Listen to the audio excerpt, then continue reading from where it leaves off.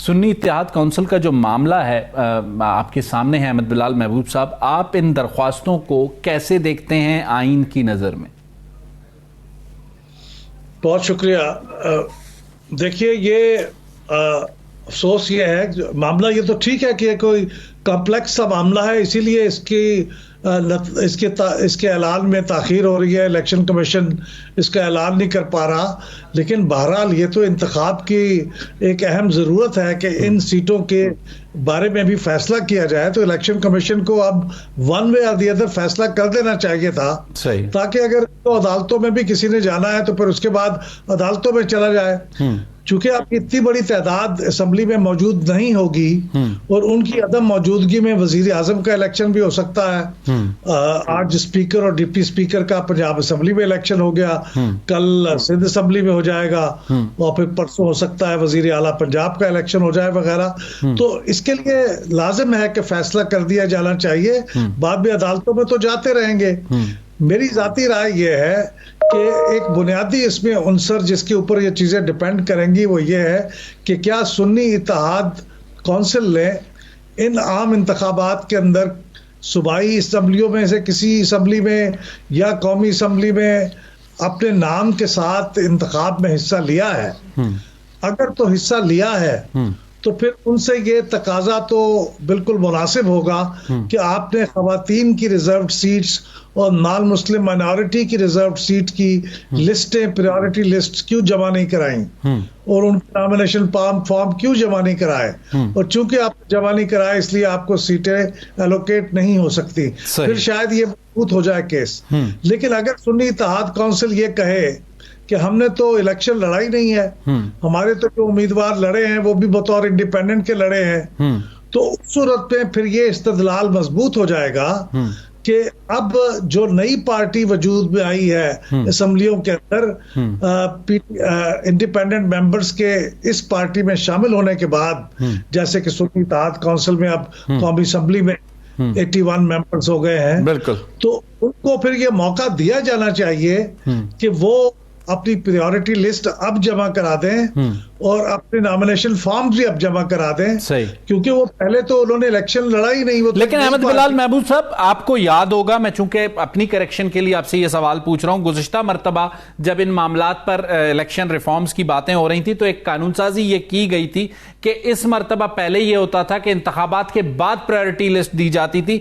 इस बार ये ऑब्लिगेशन लगाई गई थी कि इलेक्शन से कबल आपको प्रायोरिटी लिस्ट देनी है। तो अगर सुन्नी इत्तेहाद कौंसिल ने कोई प्रायोरिटी लिस्ट नहीं दी या दी भी है तो वो अपनी है, तो अब उसमें वो रद्दोबदल आप समझते हैं कर सकते हैं?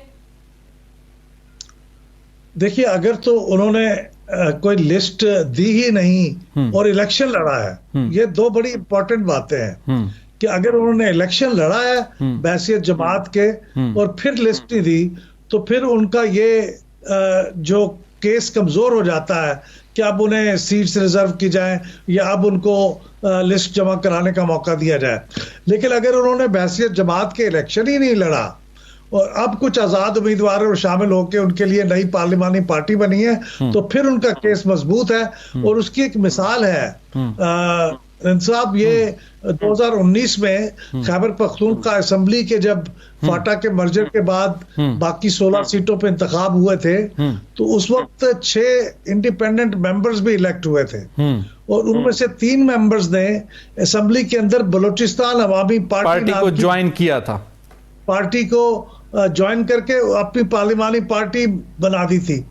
तो उन्होंने फिर जब तकाजा किया कि हमें रिजर्व सीट में कोटा दिया जाए तो उन्होंने भी कोई लिस्ट जमा नहीं कराई थी। सही, लेकिन इलेक्शन कमीशन ने, चूंकि उन्होंने पहले इलेक्शन ही नहीं लड़ा था खैबर पख्तूनख्वा असेंबली में बैसियत बाप के, तो उनको प्रायोरिटी लिस्ट जमा कराने का मौका दिया गया और फिर उनको रिजर्व सीटों को पे एलोकेशन भी हुई। तो इसलिए उसके हिसाब से देखा जाए तो मेरे ख्याल में सुन्नी इत्तेहाद कौंसिल का ये हक बनता है, अगर उन्होंने इलेक्शन नहीं लड़ा, कि उनको ये सीटें एलोकेट की जाए। बिल्कुल ठीक हो गया सर। इस वक्त जो सूरत हाल है, पंजाब में भी हम देखते हैं एहतजाज हो रहा है, सिंध में भी एहतजाज हो रहा है, इंतखाबात के बाद अब मुजाहरे भी शुरू हो चुके हैं। हैं और एहतजाज भी हो रहे हैं। आपके ख्याल में इस जो आने वाली पार्लियामान है उसके बड़े चैलेंजेस हैं, लेकिन गुज़िश्ता मरतबा ये किया गया था कि जो भी इलेक्शन के मुतालिक लिटिगेशन है उसे एक आईनी मुद्दत में एक फिक्स मुद्दत में मुकम्मल किया जाए। आपको नहीं लगता कि अदालत के भी जो ट्रिब्यूनल्स हैं, अदालतों को चाहिए कि एक फिक्स टाइम दें ताकि ये बात जो कानूनी लिटिगेशंस हैं ये 5-5 साल तक ना चलती रहें जैसे माजी में हमने देखा है?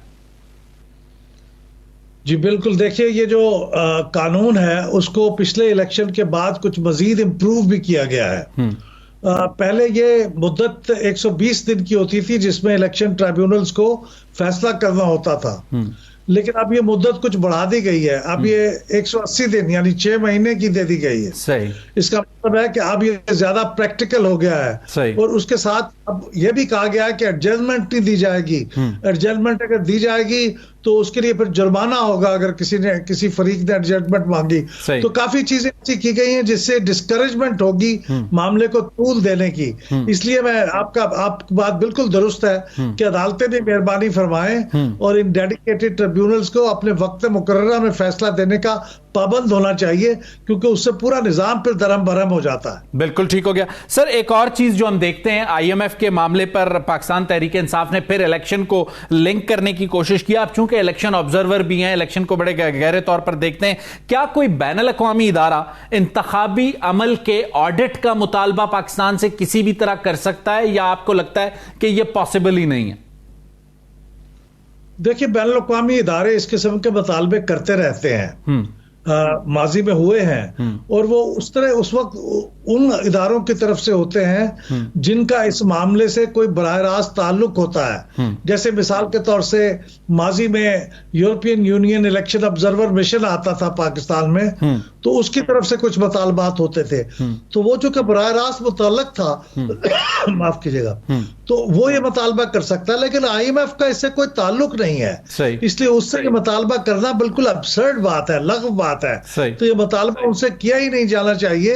अगर उनको करने की बहुत जरूरत है भी सही, तो वो किसी ऐसे इदारे से करें जो इस मामले को बराह रास्त देख भी रहा हो। सही। अहमद बिलाल महबूब साहब, जो चीजें हम देख रहे हैं इस वक्त, जो भी हुकूमत साजी होगी मरकज में और सूबों में, उसके बाद दो चीजें ऑन द डेट्स और टाइमिंग्स हमारे सामने आ रही थी कि सेनेट के इंतखाबात फौरी तौर पर हमें नजर आता है कि मार्च में होने, लेकिन अब इत्तलात ये आ रही है कि प्रेसिडेंशियल इलेक्शन पहले होगा, चूंकि इलेक्टोरल कॉलेज पूरा हो चुका होगा और प्रेसिडेंट आरिफ अलवी साहब जो कि अपनी मुद्दत पूरी कर चुके हैं, वो सिर्फ इंतजार कर रहे हैं कि आईनी तौर पर जब इंतखाब हो तो नए सदर आए। तो आपको लगता है कि प्रेसिडेंशियल इलेक्शन को पहले करवाने का जो फैसला है वो ठीक रहेगा, या आप समझते हैं कि नहीं, सेनेट के बाद ही उन्हें होना चाहिए? नहीं, देखिए, दोनों की मुद्दत मुकर्रर है। सही। असल में सदर साहब की मुद्दत तो ओवर ड्यू हो चुकी है। बिल्कुल। तो वो उसके कानून में ये लिखा हुआ है कि जब इलेक्शन हो जाए कौमी असेंबली का, तो उसके 30 दिन के अंदर सदर का इलेक्शन फिर हो जाना चाहिए। बिल्कुल ठीक। तो इस हिसाब से 7 मार्च तक उसका इलेक्शन हो जाना चाहिए। सही। तो सदर का इलेक्शन पहले बनता है, जबकि सेनेटर्स की मुद्दत 11 मार्च को खत्म हो रही है। सही। तो इसका मतलब यह है कि 3-4 दिन के बाद सेनेट के इलेक्शन भी हो जाने चाहिए। सही। तो इसलिए गालिबन सदर का इंतखाब पहले किया जा रहा है कि उसमें 30 दिन की मुद्दत का सवाल है।